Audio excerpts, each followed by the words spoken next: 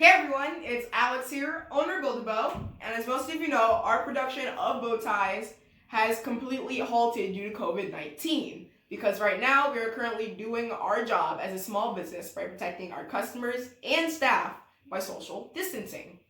So some of you may know this, but the bow ties that we do currently have on the website are currently the only ones that we have in stock. So that means we won't be making any custom orders or any new designs anytime soon. So once those bow ties run out, that's it. They're gone for now. So the reason why I'm doing this video today is because most of you know that there is a shortage of hospital masks. And actually the CDC has requested that small businesses and makers actually do make handcrafted masks for donation. And today, what I'm going to be doing is teaching you all on how to make these handcrafted masks for people that are on the front lines, helping people that are sick, but they don't have the proper protection or tools. So today, we are going to be helping them.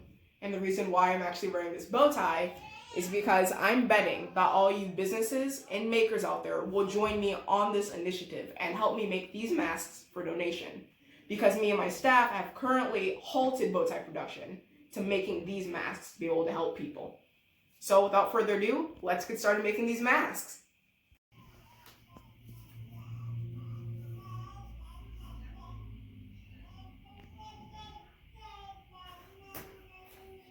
So the supplies that you all are going to be able to need to make one mask is first a template. Now I just use a piece of paper and I cut it 6 by 9 inches. And make sure they have 100% cotton fabric because this is actually the template that you are going to use for the size of the mask fabric. And you're going to need 2 of these, 100% cotton fabric. The next material that you are going to need is elastic bands cut by 7 inches. And actually, to be able to help me do this, I created another template that goes up to 7 inches so I know on how to cut elastic bands. And if you don't have elastic bands, you could get creative with it and you could use hair ties or rubber bands. And obviously, you are going to need a pair of scissors. So without further ado, let's get started.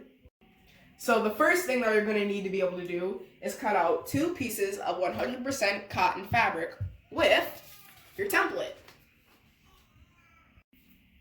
So step 2 is you're going to grab your 2 freshly cut pieces of 6 by 9 inch fabric and you're going to sandwich them design pattern inward like a sandwich.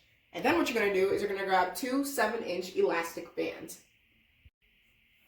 Step number 3, you're going to need to grab your 2 7-inch elastic bands and you're going to sandwich them in between the 2 fabrics like I have right here. You're only going to do this to the corners of the fabric. And once you do that, to be able to keep them in place, you are going to need to grab your straight pins or your clips and you're going to need to stick them through here to be able to keep them in place. It's like I do on these sides.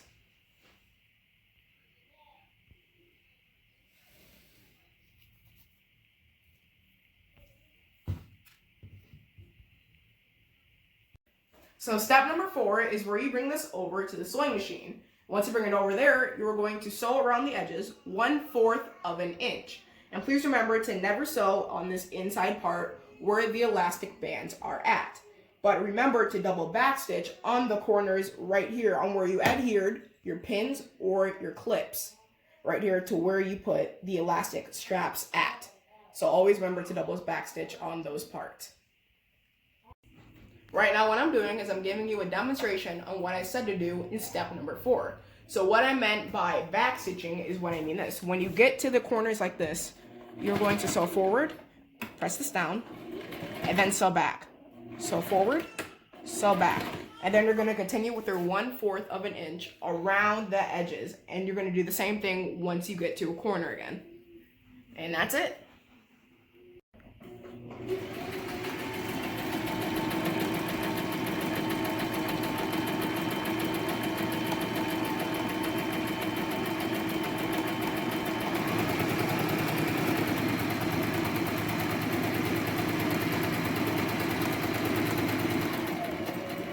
Step number 5.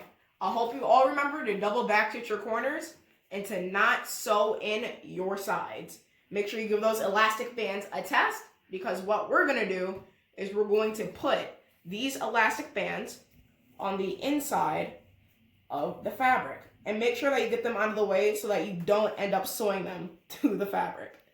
And we're only going to do this for one of the sides, because on the other side, we are then going to leave a 2.5-inch opening once we do this. So you're going to do the same thing, and then you're going to leave an opening about this big, and make sure to not sew your elastic bands to the fabric. Step number 6 is where you're going to go to the side and where you left your small opening. And what you're going to do is you're going to turn your mask inside out, and make sure that you pop out all the corners so they will not be rounded. So just do it like so.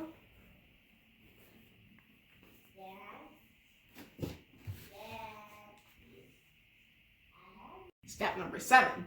So after you're done folding it inside out, you're going to still have that little hole that you made. And what you're going to do is you're going to fill it in with your fingers like this. And you are going to sew it shut on the sewing machine like this. So step number 9 is where you zigzag stitch the ends of the pleats on where you had your pins at.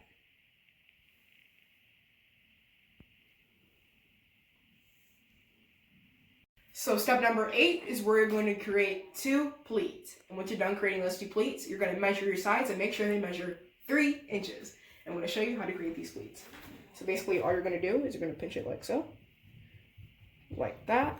You're going to grab your straight pins or your clips. And you're just going to put it in the corners. Like so. Put it in there like this. And you're going to do the same to this one right here. Pinch it. Straight pins. Boom. Like this. And you're going to measure it and make sure each side measures 3 inches. So step number 10 is where you iron your pleats flat.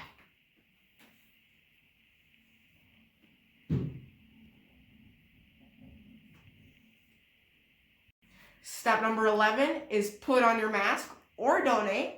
Stay safe and peace and love.